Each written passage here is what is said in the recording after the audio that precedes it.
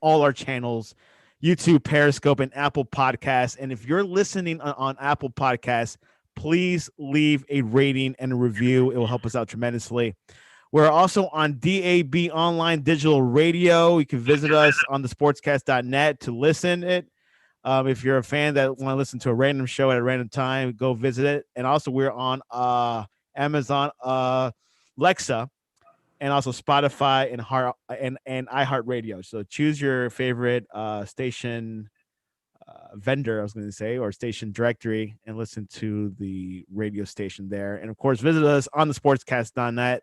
All the information is there, and also you could download our app, the Sportscast, on the iOS App Store. And this episode is brought to you by InstaBible app. You can download the InstaBible app on the iOS App Store as well. In this episode, we have some basketball and some football, the real football, played internationally. We're interviewing my cousin, Cal, who plays for the Indy 11 in the USL Championship League.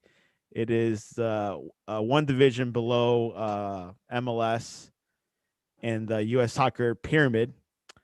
And we got Cal all the way in Georgia. Cal Jennings, welcome to the Sportscast. Well, thanks for having me, Santiago. I'm happy to be here. Cal, my cousin, grew up in Atlanta. My family immigrated to Atlanta back in the 50s. And Cal's family, which my aunt, my mother's sister, Vicky shows, stick to Atlanta. And so, Cal, tell us how you've been. How's Georgia? How's the off season? I've been good. Yeah, I've been here spending time with family, which has been nice, especially because during the season I don't get to see them too often. But the holidays went well, and now I'm just preparing for next season, seeing when that'll happen.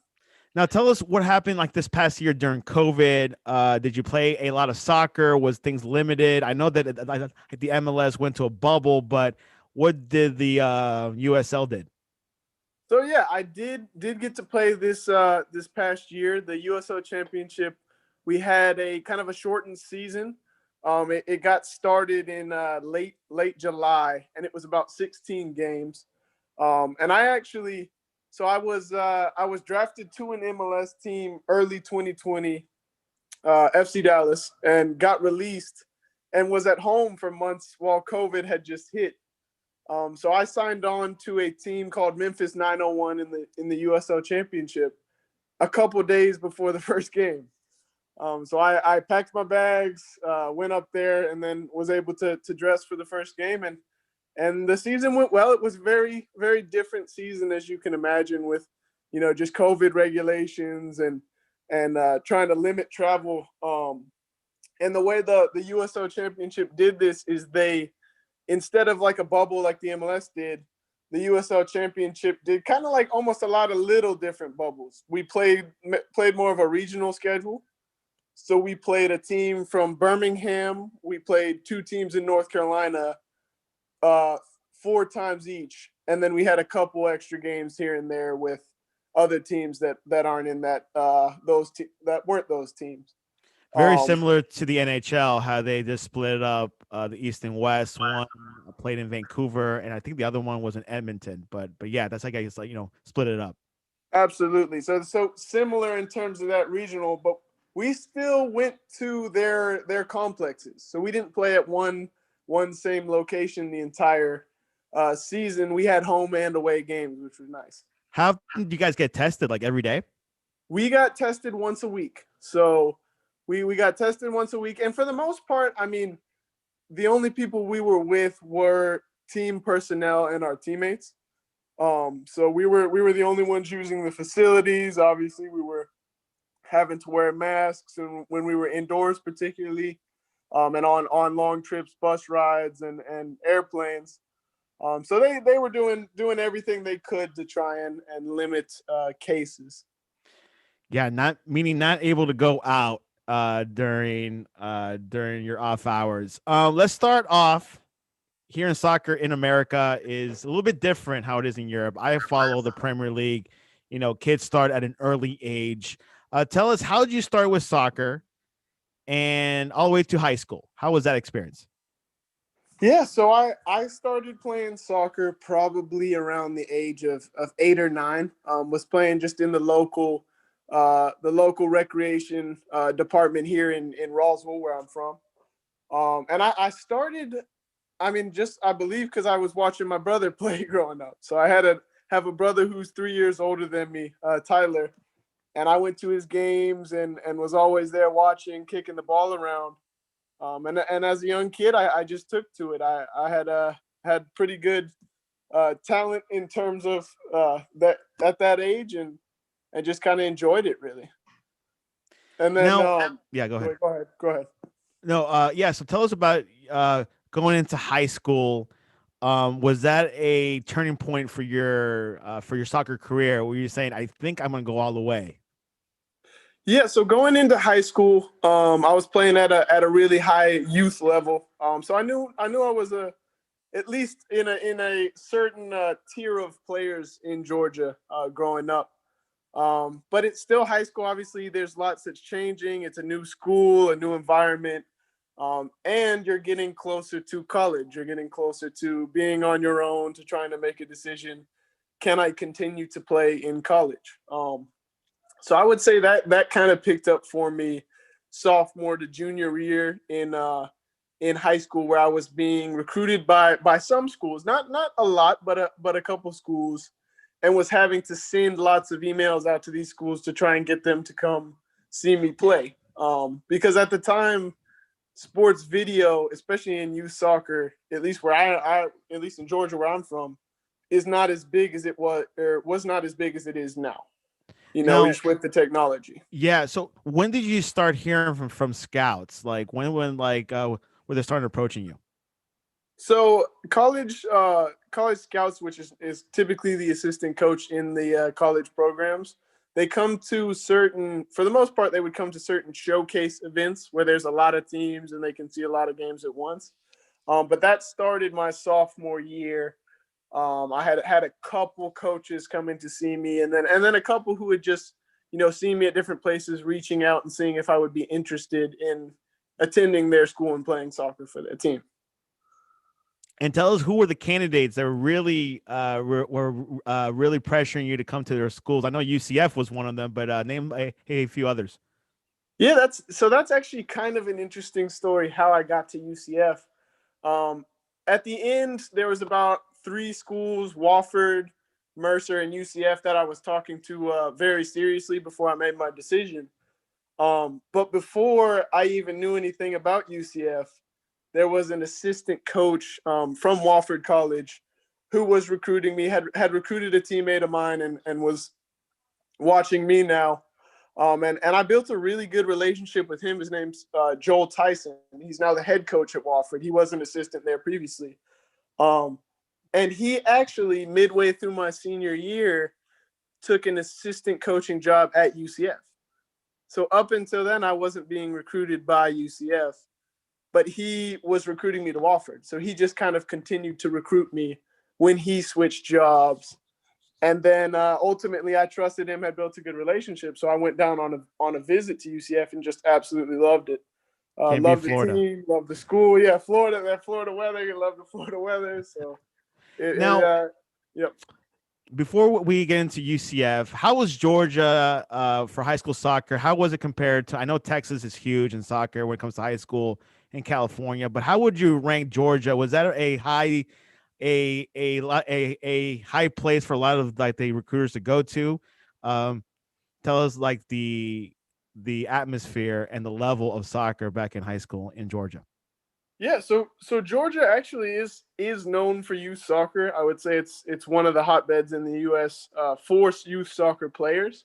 And when I was coming through high school, it wasn't necessarily the high school games that were where a lot of the scouts were coming. It was more, club games, higher level club games. Or obviously, if you reached out to a coach, you could get them to come out to a high school game.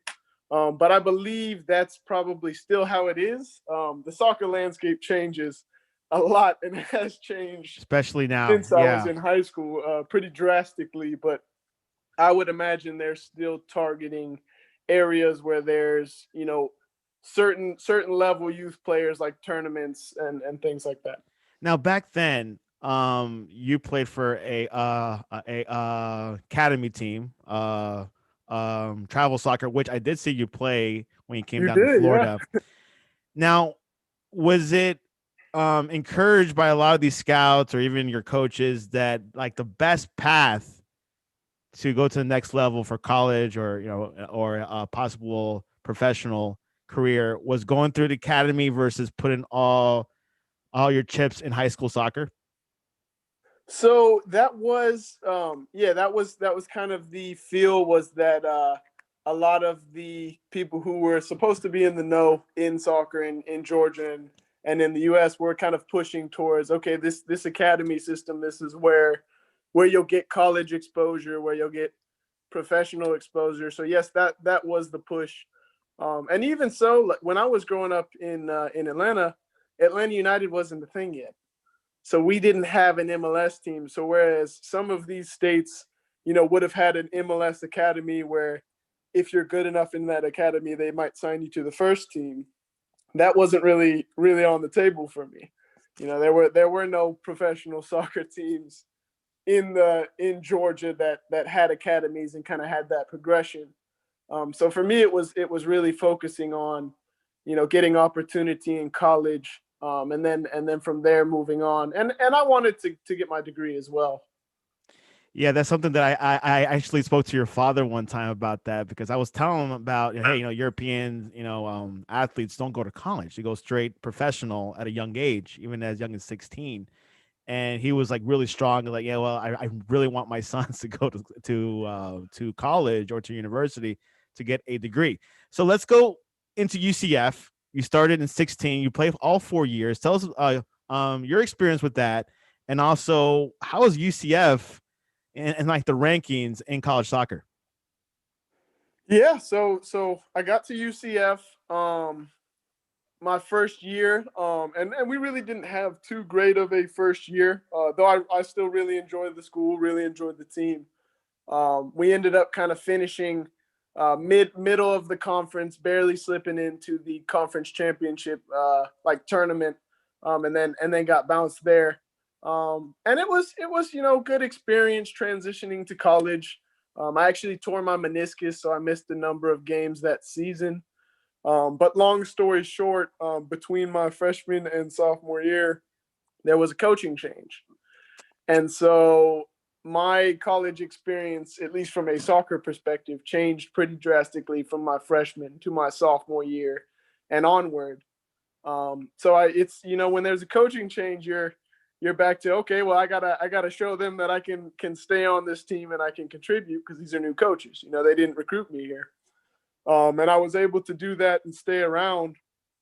And then as time went on, this new coaching staff began to trust me more and give me more playing time. And they continued to build a team that was stronger and stronger to where by my senior season or by my junior season, I was scoring a lot of goals, but more importantly, we were having a lot of team success. They had built a good core who played together and had a good identity as a team. And we really turned into a team that was ranked consistently. And I thought our last year should have gone a whole lot farther in the NCAA tournament with the talent that we had and the season that we had. But sports are crazy sometimes, and maybe the best team on paper doesn't always come out on top at the end of the season. And when you had that new coach coming in, I imagine that it made you push harder and play Absolutely, it harder. it, it did, yeah. Um, can you tell us like who was like the best college team in those 4 years that you thought, okay, like this team is the best team in the country? Because you don't hear about it, like in football, yeah, you hear Alabama's. In basketball, you hear like the Kentucky's, But in soccer, was there that one team that always did well in the championship playoffs? Yeah, so there's a couple teams that do pretty well, but for the most part, I'd say there's a lot of parity in college soccer. Kind of anyone can win on any given day. So there wasn't a team that I played during my college career that I felt we were outmatched by. I actually felt like we, if not we're the better team, we're comparable to everybody we played. I'd say Wake Forest was a team we played that was really good, and the ACC typically gets a good reputation. But there's lots of really good teams like in the American Conference, which is the one I was in, and in other conferences as well. Something that that you don't hear about soccer. I mean, it's covered sometimes on ESPN or on even on like the smaller networks like Fox. So tell us your transition to professional soccer. What were scouts telling you? What were the options that were given to you, and things like that? Yeah, so coming out of college, it was I had two really good seasons, scored a lot of goals, and was expecting to get a professional opportunity. I had been, in contact with kind of right when I finished up college, and an agent that I actually ended up signing with, and we were kind of preparing for the MLS draft because that was the next step. I was a college player, and for the most part, college players have to go through the draft. So I was going into that, was preparing, went to an MLS showcase event, got invited after college, and got to speak with some of the teams. And there seemed to be a lot of interest prior to the draft. And ultimately, like I said, I got drafted in the first round to FC Dallas and reported pretty soon after that. So the draft was in January. I reported early February, I believe, and was there for a month and a week before I got released. So kind of right up until the season. And it was a good experience. And I'm thankful to be drafted by FC Dallas and to get to see how their organization runs. But ultimately, I kind of just didn't feel like there was a space for me on the roster. Yeah, that was something that I was reading on the articles and also on Twitter. Because it like and like other leagues, when you're in the NFL or any NBA, when you're drafted in the first round, you're guaranteed a roster spot. But when it comes to the MLS, it's a little bit different. Why is that, Cal? Is that something that it's just how it is? It's just different from the other sports. Yeah, I mean, for now, that's how it is. I think they're looking to change that because they see it doesn't give a whole lot of power to a player coming out of college in terms of picking the right fit for them. But yeah, it's kind of just what you have to deal with. If you're not making the system, you're dealing with it, and I did, and was fortunate too that after I got released and we figured out what the impacts of COVID had been. I ultimately was able to find a team in the USL to give me an opportunity in Memphis, which was great. So tell us about that transition. Was there a possibility that you were able to sign with another MLS team, or was there more guaranteed to sign with Memphis and go to like the USL? Yeah, so when I got released from FC Dallas, it was a week before the MLS season started. So ultimately, everybody's roster was pretty locked up, and their finances. So had I been released a couple weeks earlier, yes, there might have been a chance to go in with another MLS team. But when I did, that was kind of off the table. And the tough reality of it too was when I got released too, the USL season only starts a week later than the MLS. So most of those USL teams had filled up their roster and spent the majority of their money. So as we were going, my agent was going back and forth with teams. There was a decent amount of interest in the USL in the player that I was, but there wasn't a lot of teams who had the ability to make an offer.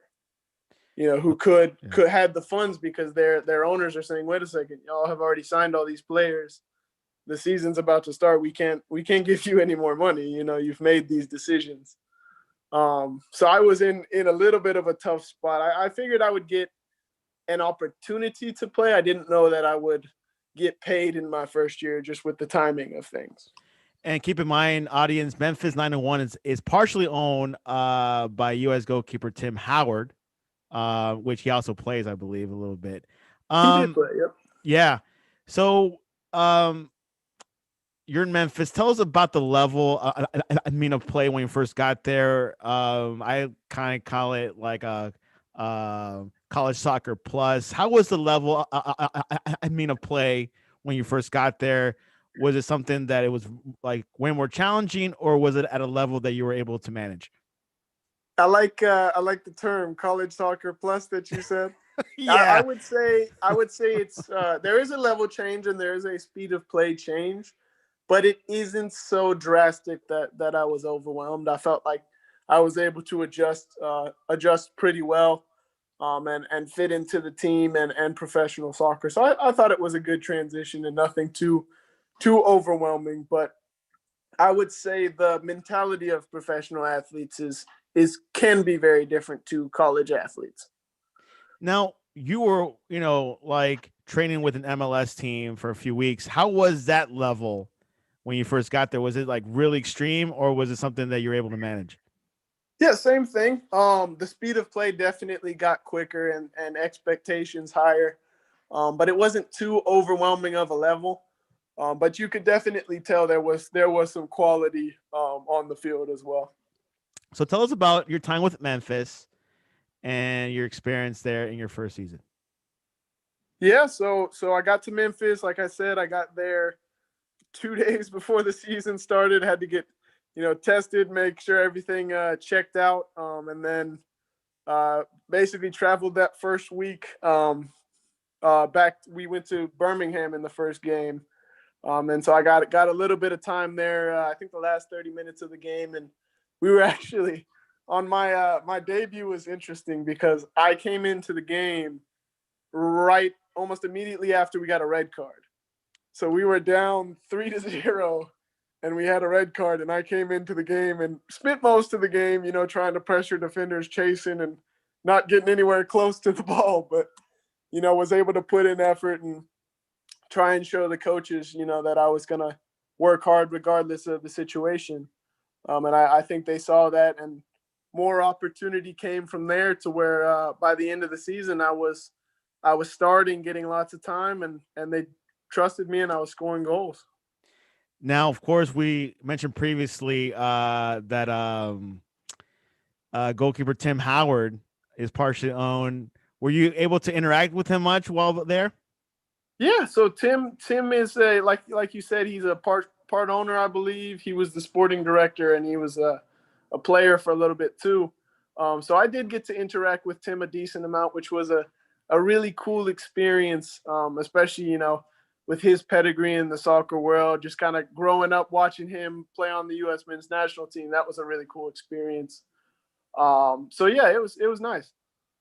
Something that he's one of my favorite goalkeepers. He's now on NBC Sports. You're able to watch him on the Premier League mornings every weekend. Really good. I think he definitely has good talent.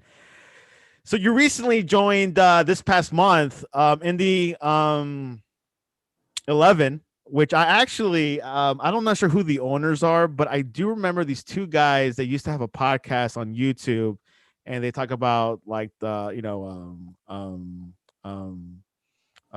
U.S. soccer and everything else, and they became part owners. I'm not sure if they're still there, but don't worry about that now. But in the 11, I'm very familiar with. I know you just got there, but what do you know about them so far? Yeah, so I mean, it was pretty apparent after the season. I was talking to a number of different teams interested as I'd had a good season in the USL. But it was pretty apparent the professionalism of the Indy 11. They seemed to be well staffed. I had a real good conversation with the head coach and the assistant coaches on how I might fit into the system. Kind of their style of play, their expectations. And ultimately, I was like, this is somewhere I could see myself not only having, an opportunity to play, an opportunity to succeed, but on a team that I feel the organization is trying to compete for championships. Making the extra effort to set us up to compete for a championship, and that was something I was excited about, and so I signed on. Yeah, Indy 11 USL league in Europe, which is hard to explain sometimes. But in Europe, there is a pyramid, not a pyramid scheme. I'm gonna call it. No, it's a whole system called promotion and relegation, where a second division team has a chance to go into to like the top division, first division, and then of course, if you're in the top division, if you're in like the bottom three, you get relegated to the second division. It's quite interesting. It's pretty cool, but it gives chance for like the small teams to go up in the top league and become a big team. In the U.S., there's not that system. There's a lot of debate about having it, but of course, the big thing is the ownership doesn't want that because they paid millions of dollars to be in that top division. Um, of course, you're in Indy 11 in the USL, right? One step below of the MLS. Cal, what do you think about that system? Do you think it should be implemented? It'll give a chance for small teams um, in the 11 or Memphis to get up there. What are your thoughts about that system? Yeah, so I actually really like the promotion relegation system. If you've seen it, it works well or seems to work well in the European leagues. But I do also understand in the U.S. how we're working to create an infrastructure so that's possible. Working to make sure the teams in the top league are well funded, are committed, but also the teams in that second league, should they get promoted, are ready for that. That step up, because there is a financial aspect of it. I understand that, but I think it would be a great thing, and I think it would. You know, I don't necessarily think it's something that's going to happen in the next 5 years or 3 years, but I could see it in the next 10 years and think it would be good for U.S. soccer. Now, being in the USL, what have you seen? What have you seen like these players to get to the MLS teams? Are MLS scouts always in these games, always looking for new players from the USL? What is the best path for a player to go to the MLS?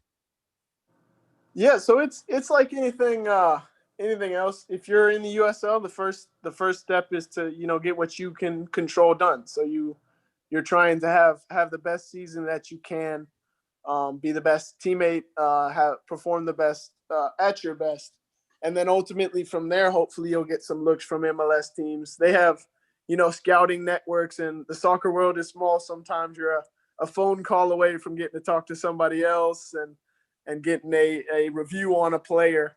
So I'm sure they're using those networks. But a lot of things to consider too is there's also a balance of, okay, for a lot of players, especially at the top of the USL, when to make the jump to MLS. Should I make the jump now and go into a harder competition or be fighting for a backup spot? Or should I play in the USL, continue to grow as a player, hopefully get more time, and get better as a player, really? So there's kind of that balance, because some of these MLS teams, the reality now is, are paying big money for some players in South America, for players in Europe. So you're directly competing against those guys. And when a team has an investment in a player, they're hoping that person pans out. You kind of become second interest, if that makes sense. If they have more money in one player. Yeah, that's something that I've been hearing a lot. I mean, I'm a big soccer fan, as you know. We used to have like the Fort Lauderdale Strikers. Back then, they were at NASL. The team disbanded, I think, like 5-6 years ago. And that's something that I've always heard. It was kind of a challenge, but not impossible. There have been players from the USL that have jumped to the MLS. And of course, some of these teams are connected to an MLS team. I'm not sure if Indy 11 is, but I know that a lot of them partner up, just like how like the NBA does with their D League, where, hey, if they run out of like roster spots, or like they have some roster spots open, and which they will need to fill it up, they will get people from that lower division and try to get them in their roster just to fill up a spot. Cal, I know I was going to ask you, do you know anyone that went to Europe early on and try to go to these smaller leagues, and how and how risky is that? Yeah, so I'm trying to think. I know a couple people who've gone to Europe. I can't think of anybody by name right now. I have had people in the past, but I think the biggest difficulty for an American player to get to Europe and a lot of those European leagues is to get a work visa or to have a European passport. In order to play in a lot of those leagues, you have to have a work visa or an international passport because just like the US does it, they want the majority of their league to come from their country or the surrounding countries. They want to provide those opportunities for their players. So you touched on it earlier when we were off air about some of the Nordic countries, Norway, Sweden, Finland. Those seem to be some of the easier places for Americans to get opportunity. Yeah, I remember when Juan Agudelo was in Europe and he had to buy a house in Cyprus in order to get a European Union citizen or get a work permit. So there's some loopholes you can find, but of course Juan Agudelo came back to the MLS, so things didn't work out in Europe. Well, Cal, tell us, what are your future plans for this season? What do you want to get like the most out of Indy 11 and your future plans? Yeah, so I'm looking forward to getting up there to starting with the team and hopefully continuing on the success I had last year. It's a journey, as a professional player, and some days you're at a high and some days you're at a low, but the key is to stay grounded and continue to work and realize that it's really a development game. Sometimes you'll be playing and things will be going great. Other times you'll need to get better in order to win playing time. And I know that, but I'm excited and I'm confident that I can, given the opportunity, score a lot more goals this year. Definitely, absolutely, and of course, there's a lot of talk about this U.S. soccer crop of players. Do you know any of them, and what do you think about the U.S. team so far? Yeah, so I actually have played with a number of some of these young guys coming up. I got to meet a number of them in Dallas. Have met some growing up in just the Atlanta sports scene. But I would say from a talent standpoint and a young talent standpoint, the U.S. should be excited about the players that they're producing. But I think they're still, as a country, we're still as a country trying to find our identity, as a national team. And that's what Greg Berhalter is challenged to do right now. And we'll see if he's able to do so. But I think he definitely has a lot of talent to choose from, especially in a country as big as the U.S. You should expect to make the World Cup and thrive in the World Cup each year, and that's kind of been the battle and the disappointment from the previous World Cup missing out. Definitely, and of course, World Cup is 2022, and I would say a couple of months, but it's about a year and a half. Really looking forward to it. Cal Jennings. Um, what is the best way for people to find you on social media? Yeah, so that's I'm actually not on social media anymore. So my accounts are still up, and if you follow me and I ever get back on, I'll follow back. But yeah, I've gotten off kind of trying to limit distractions and also find other ways to allocate my time. But I have nothing wrong with social media though. I like that focus. I know that a lot of these athletes turn off the social media just to focus on what they need to do, especially during like the championship. But you're doing it right now good because you're doing it at the start of the season. And before you go, when do you report to camp and when is the first game of the season? So yeah, those are things we are not sure of yet. I believe I'll report in March. Is kind of what I've been hearing from my agent and around the league. And then I think the season might start in May. But I would imagine we'll get more details sometime late January, early February on what the season looks like. It's just been, with COVID, it's been kind of difficult for those running the league and the owners to try and decide, okay, what's in place, how are we going to do this season, and when it's going to begin. Challenging times, of course, for any sports, soccer as well, when it comes to able to get, to have these games played. It's very important because if you don't have a season, that's going to be a big loss for the owners and for the sport. And I know the NBA had to start right away because they were going to lose $1 billion if they didn't. And I hope soccer, which here in the States, will continue, and of course find some protocols to have the game continued. Before you go, who's your favorite Premier League club?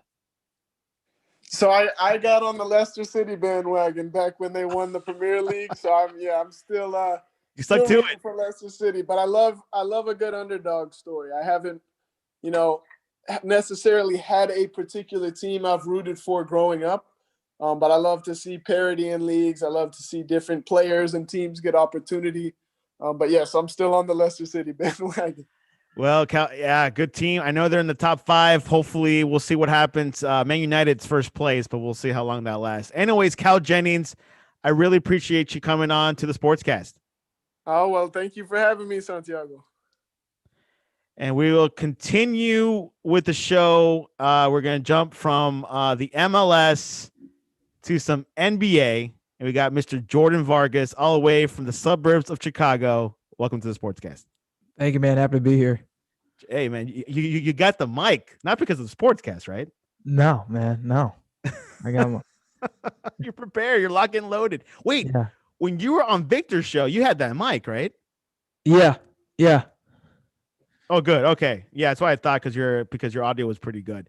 Anyways, we just got done with soccer. I talked to my cousin. Soccer's a whole different ball game. I listened to that, and that was very interesting to hear. It's kind of like what I gathered. It was kind of like the G League in a way. Yeah, very. But G League, they pay their players better. In the MLS, they don't. I think it's $30,000. Yeah, I was gonna say Major League. I mean, Chicago Fire a few years back was making not a lot. I mean, they're still not making a lot of money compared towards and professional of course, athletes in other sports. And which is interesting because we can stay on this topic. The G League, it's very lucrative. It's intriguing. Like, okay, they pay $150,000, right?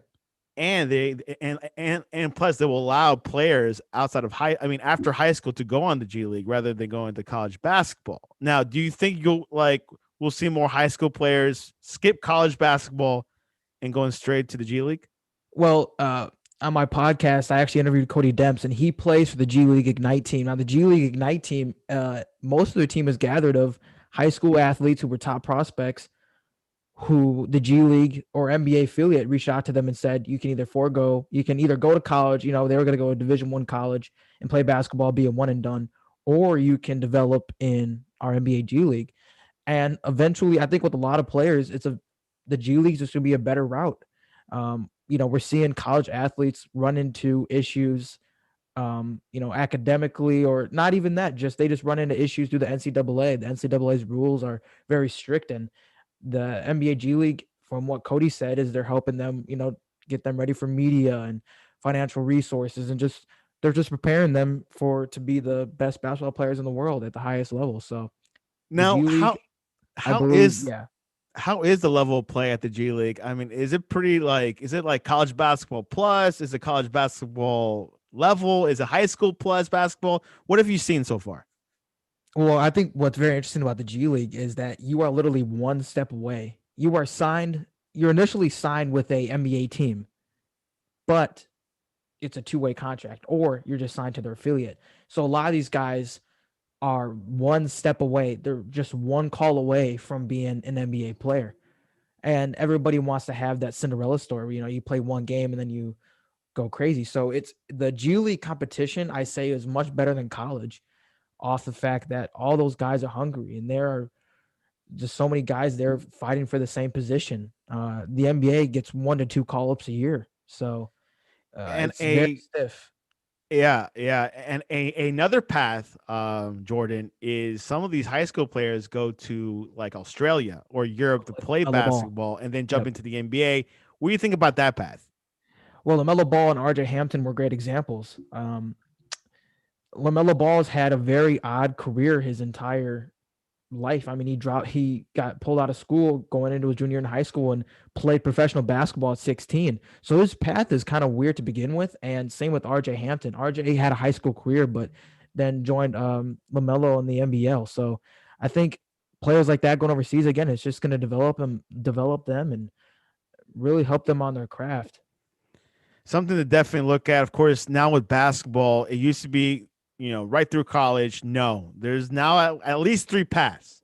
Right. G League, Mhm. college basketball, of course, and then internationally. Yeah. Which league do you think, like outside the States, of course, Right. is like the best league after the NBA? NBL, which is Australian league. I heard about that. Wow, interesting. You would think it would be China by now, but no, it's I, Australia. I I would think China too, but the NBL brings in. I'll go actually both ways. I'll go Mhm. China and I'll go the NBL. But the only reason why I say NBL is because I see way more NBA veterans in the NBL, and the competition, in my opinion, is much better in Australia than it is in China. Interesting. Hey, proof is in the pudding. You see the results coming from Australia. Kyrie Irving's from Australia, but never played in that league, I believe. Yeah, Who was that? Who was that Warriors point guard that came from the G League? Quinn Went to Quinn Cook. Oh, dude, right there. That's why you're on the sportscast. He's a good testimonial. I like his story. Oh, Came from the G League, Warriors, now with the Lakers. I don't think he's with the Lakers still, right? I'll look him up. I believe he is on the Lakers still. Actually, Yeah. maybe not. I Let me look. I have him right here. Yeah, Lakers, still with the Lakers. Yeah. Anyways, there's bigger news than that. And the biggest news today was James Harden, Oh, who's been yes. complaining about the Rockets this past couple of weeks, maybe since summer. He's been traded to the Brooklyn Nets. Mm-hmm. Jordan, tell us, what was the whole development? What led us to this day right now? Well, everybody knows James Harden was the face of Houston for a while, and while he was in Houston, he did Houston very well. He put Houston, I would say, on the map. Not saying that they weren't a productive team before, but when Harden got traded, when he was a 6-man at OKC, in Oklahoma, then he now gets a starting position with D'Antoni. He's kind of becomes a face of the franchise, and for a while, that's what he liked, and he really fit that role. But it seemed over time Harden was looking for other opportunities. He saw his peers moving from teams to teams, and it just looked like that's really all he wanted, and he just kind of wanted out. And of course, he was complaining these past couple of weeks about by being traded. Of course, the strongest rumor for a while at the beginning was Brooklyn. It died a little bit because I believe Brooklyn didn't have the money. Right. But tell us about today's deal. There's a lot of trade picks being traded here, and Victor also other people Oladipo. involved. Tell us like the little details on like the whole trade. Well, Victor Oladipo ended up going to Houston, which, in my opinion, Victor Oladipo is very underrated. He's going to develop to be a great player. I don't know the full scale of the trade. I believe Houston also got. I'll read it to you if you need me to pull it up. Yeah, Houston got. They got a lot of a lot of picks apparently. Yeah, I was gonna say they got a lot of picks in the draft. A three-way deal with Cleveland Cavaliers. Mm-hmm. Let me pull this up. In exchange, Rockets will get Karis LeVert, Exum, Rodius Curix, four first-round picks, Jordan, including the Cavaliers' 2022 first-rounder from the Milwaukee Bucks, and 4 Nets pick squads. It's about 7 going on here. Yeah. And the Nets will also send Jarrett Allen and Tyrese Prince to the Cavaliers. Another part of the trade includes the Pacers, who are moving Oladipo. The guy was like the face of the Pacers, to the Rockets. Jordan, is this good for the Rockets for the future? Yeah.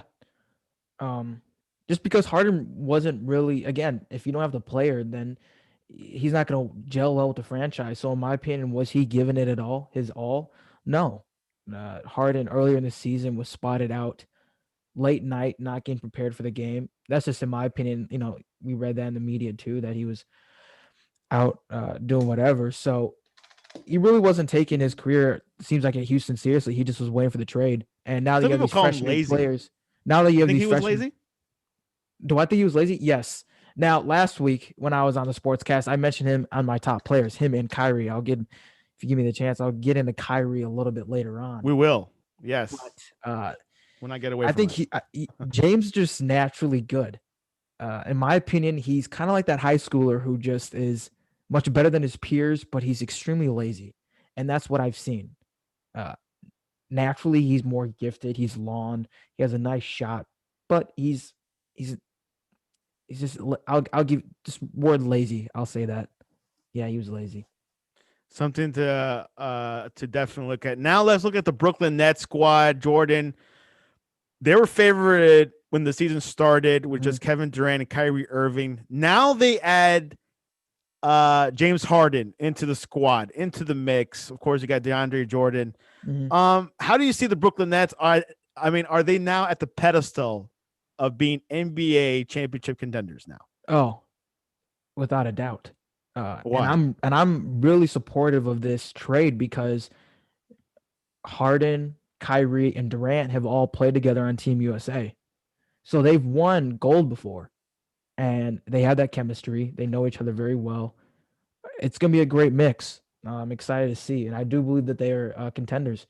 And with KD being out last season, Harden and Kyrie, well, I'm going to say mostly Harden could help boost Durant's momentum a little bit and just give him more momentum. Let's look at the context of here. Durant is going back with Mike D'Antoni, but this time D'Antoni is an assistant coach. Head coach is Steve Nash. Let's go into the details of this team. How do you see Kevin Durant so far this season? Is he at a 2016 level, MVP, ready to win a championship? How do you see him so far? I don't see him at MVP, but I do see him as ready to win a championship just because of his experience.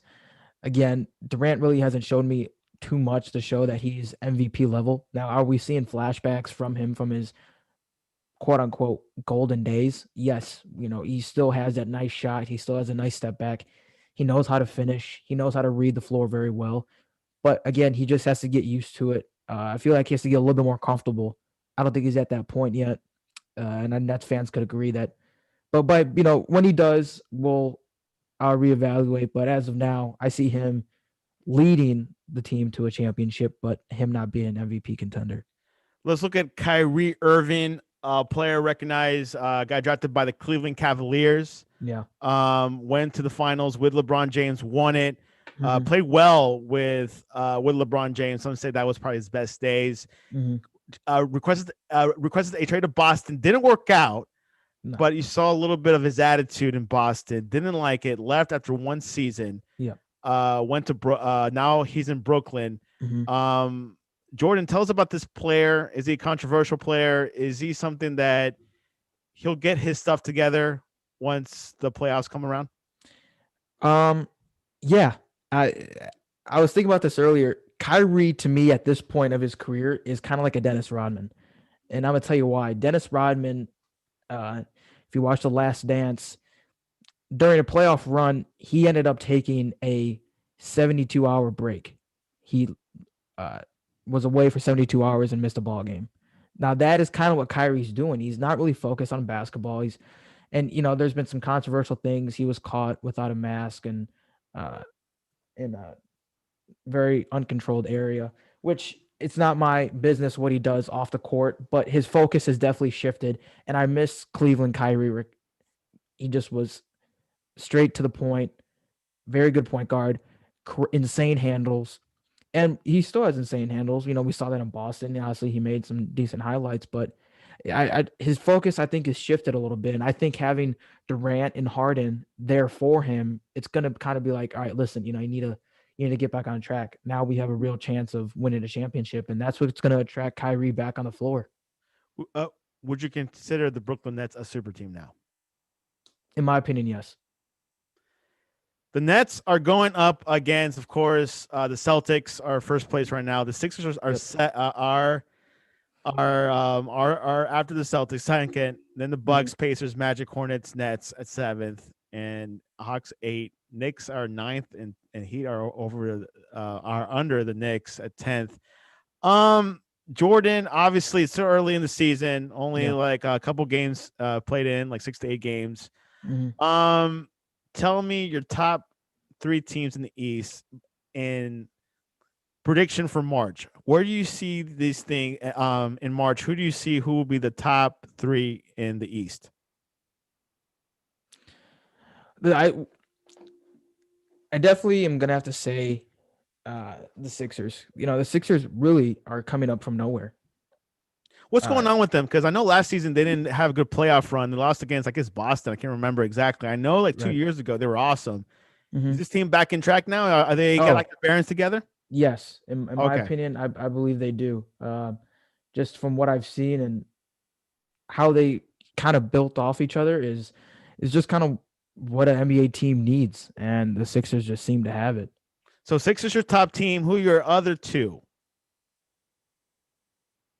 If If you had to guess, Bucks and Celtics.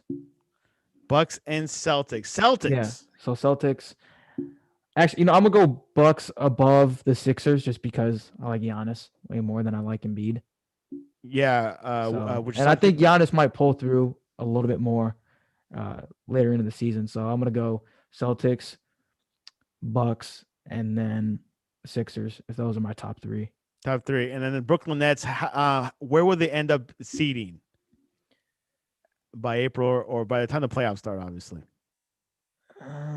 It's kind of hard to tell. Maybe Hornets are 6. Crap, that's saying something. maybe I would say 5. I would say 5. Fifth When they all seed. get together, because you still have to think about this. Harden and Durant have to get used to sharing the ball. You put Kyrie in the mix. You have 3 ball hand. Well, I'm not going to call Harden a ball handler, but you have 3 guys who are very comfortable with the ball. So it's going to take a few games for them to get used to each other, and then Could that be a problem? possibly. But as I said, they worked together in Team USA back in 2016. You're right. So hopefully that it was a should good team. be all. It should be okay. Interesting. Well, Harden had to share the ball with Russell Westbrook. That didn't do well, didn't it? No. But I mean, that was expected. Yeah, expected. Anyways, that is what's going on in Brooklyn. Big trade today. Harden was going to go. He even said, I think it was yesterday, that this Rockets team ain't good. He was just being straight up. Mm-hmm. So he got what he needed. I'm not sure what it took for Houston to do it, but we're definitely going to keep an eye on the East. The East looks a little bit better. Before we go to the West, how do you see Miami Heat? You think they're going to do well, or you think they're not going to do well as last season?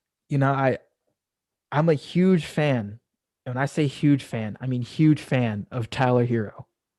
I love his playing style. I love his swagger. I love his confidence he has on the court. I watched him when he was in Kentucky. I like what he does now.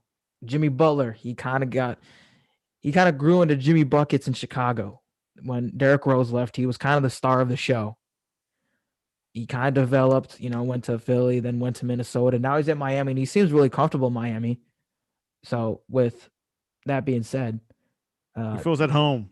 Yeah. Sorry to say that, Jordan. What do you think about Jimmy Butler in Miami? How do you feel about I think it was a great pickup. In Miami. Great pickup. Obviously, what he did this past summer.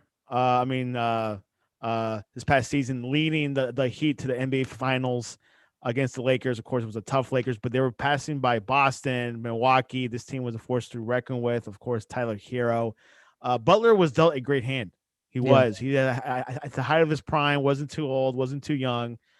Great attitude. I thought he always had a bad attitude, but now seeing him at the Heat, his attitude improved. It changed. Very competitive. Jordan-esque, I think so. He led the team very much like Michael Jordan. But I hope he continues this season. Right now, from the standings, they're at 10th. It doesn't look good, right? But it's only a couple of games in. I can't complain. Yeah, I mean, that can easily change. That can easily change in the NBA.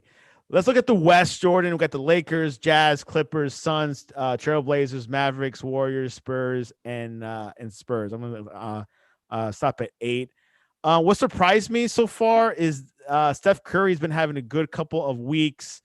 How do you see this Warriors team? Are they playoff bound again?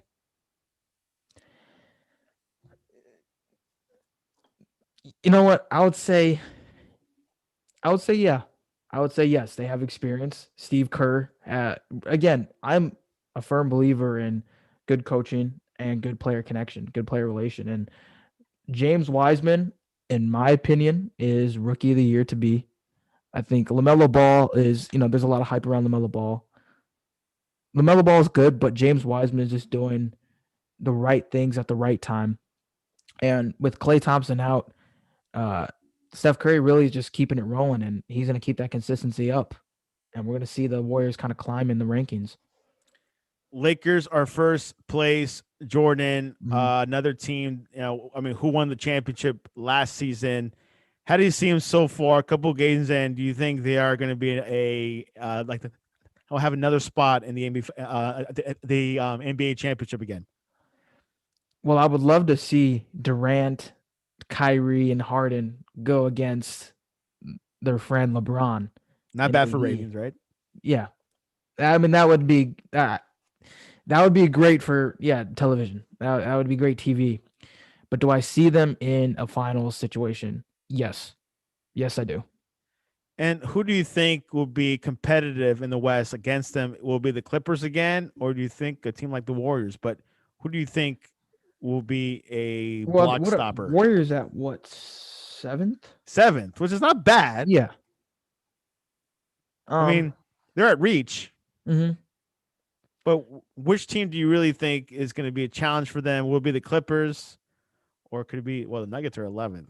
I have no idea what's going on with them. But who is the second best team in the West with the talent I'll go and LA everything? Clippers. I'll go Clippers. Clippers with Kawhi Leonard. Yes. Kawhi is a man, I love Kawhi. When they lost against Denver last season in the Mhm. playoffs, I was so mad. I was just like, you're up 3-1 Right. and you couldn't close it out. Mhm. That's why like this Nuggets team is so unpredictable. I never understand this Nuggets team. Mhm. Maybe you've written a whole dissertation on it. Well, the only person I know from the Nuggets are Jokic, Murray, and RJ Hampton, who we earlier discussed played in the NBL along with Lamelo Ball. So, but that is all I know of the Nuggets That's at all the you know. moment. Well, anyways, that's our NBA update. Jordan, anything else before we close the show and we head into random question? The G League. Oh, what I want to talk about for a couple seconds is the Go ahead. NBA G League had their draft, and kind of create their bubble. They have a draft? They have a draft. Can't It be. happens. Yeah, the G League Stop the has a madness, draft. Jordan. What'd you I'm say? just kidding. I'm just kidding. Go ahead. Tell us about the draft. The draft went interesting. Now, you guys heard me talk about LaMelo Ball. Well, his middle brother, Langelo Ball, has had a hard time getting to the NBA. He signed a contract with the Pistons. It was an Exhibit 10 contract, 1 year, which means if he made it past training camp, they would sign him. If not, he would go down to G League. But the Grand Rapids Drive are not participating in the bubble. He signed a contract to play in the G League bubble, and he did not ended up getting drafted. But what surprised me is the names that did not get drafted with him. And let me pull that up because I was Pull it shocked when up. I saw this. Apparently, Jordan's giving me some news that there is going to be a bubble on the G League this season. Oh, yes. Yes, They there have is. to be. It's And mandatory. that is insight from Cody Demps, who plays on the Ignite team. Okay. Go do some research right now. And okay, so please continue. There were some NBA veterans who are a little bit older and obviously did not get the chance to play in the NBA. So they had the chance to go overseas or play in the bubble, and they ended up playing the G League bubble. They signed to, but I'm trying to pull this up here. Jordan Vargas is our NBA correspondent here at the Sportscast. And we're having an NBA Sportscast show, guys, by the way, but we'll let you know when that will be the start. We'll have it's gonna be a complete show. There's a lot of interest for this show, so it's quite interesting. Sportscast trying to get to the NBA round. Anyways, go ahead. So Michael Beasley was not drafted. Mario Chalmers, Lance Stephenson, Shabazz Muhammad, and Dazan Musa. So you're saying like the old players are welcome to the G League? Those were the players that signed to play in the G League to put their name in the draft. Right. It's kind of like declaring for the draft, but in G League terms, you have to sign. You have to sign, okay. And those were the players among LiAngelo Ball that did not get drafted, and that caught my eye. Mario Chalmers played with Miami Heat. Yeah, I know him. Shabazz, I know Shabazz. Mm-hmm. Lance Stephenson had a nice run with the Pacers and Lakers. Wow. And they did not get drafted. So I thought that was interesting that these NBA veterans who can clearly play the game of basketball did not get drafted in the NBA G League. Wow, so Lance Stephenson. They went undrafted. Imagine Mario Chalmers going undrafted with Lance Stephenson. That was Michael Beasley. That had to be a tough pill to swallow. Jordan, stop the madness. Stop the madness, Jordan. You gotta make this happen. No, I'm just kidding. No, it is what it is. Sometimes you lose your You lose your your touch. fastball. You lose your shot. You lose your touch. That's what happens, The But ball hey, stops bouncing sometimes. The ball just exactly. has to stop bouncing. But I don't know what happened. It could have been injuries. It could have been they, lacked that extra hour in the morning to go train. That's what it takes. Anyways, Jordan Vargas, that is our NBA update of the night. Looking forward to it. Let's go into predictions. Let me pull up the NBA schedule for tonight. I'm sure you do have it. I think there's 2 games tonight. Well, right The now, Warriors okay. game would have happened, but it got postponed due to COVID. I was going to go to that. How serious is this COVID? Because I know there's been some, well, of course, COVID's serious, but Yeah. with the NBA, I know there's been a few games canceled this past week.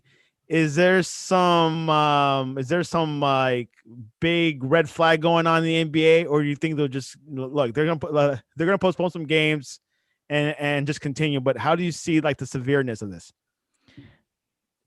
We kind of saw it in the NBA bubble where, a few players got COVID, and it's something that they cannot control.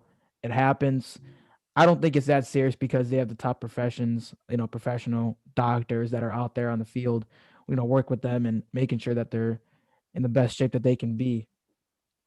So again, I don't think it's that big of a deal. They'll figure it out. Yeah, they won't cancel like the season because of like a few cases. They probably won't do that. No.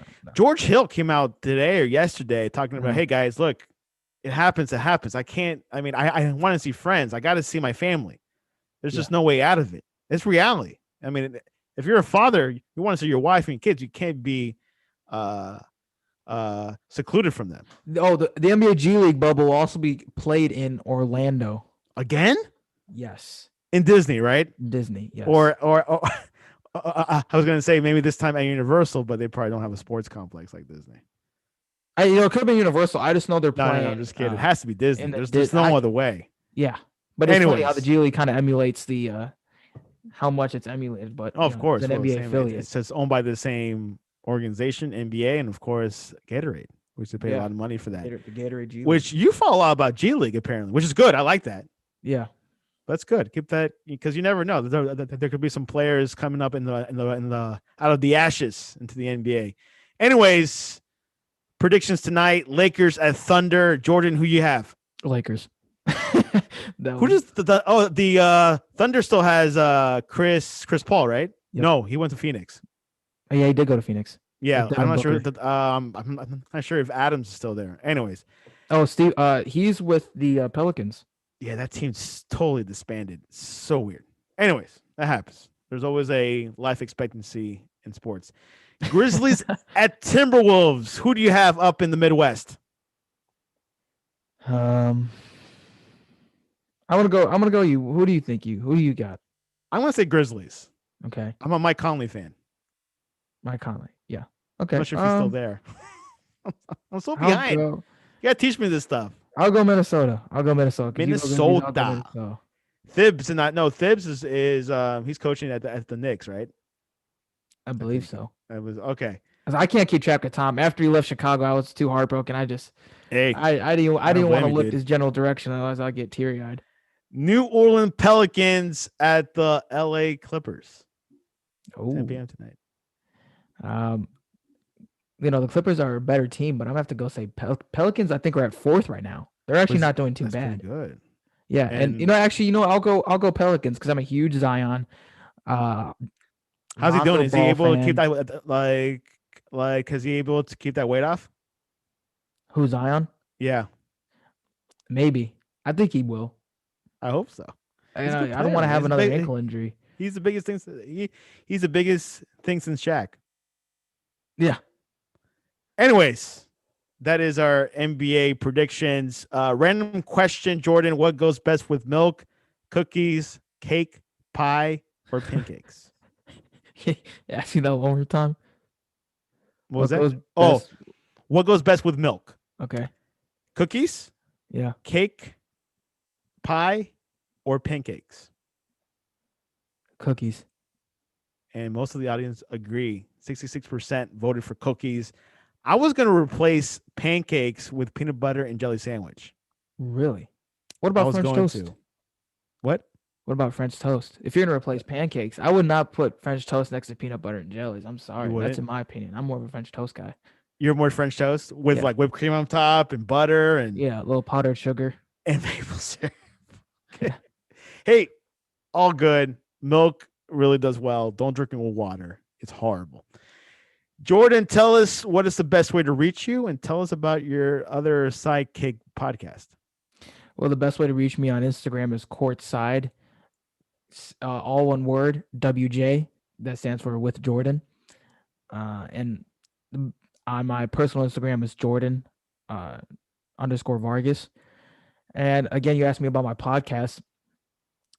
I basically started a podcast early October, and I do exclusive interviews. I've done, let's see, about 5 exclusive interviews with NBA players or G League players.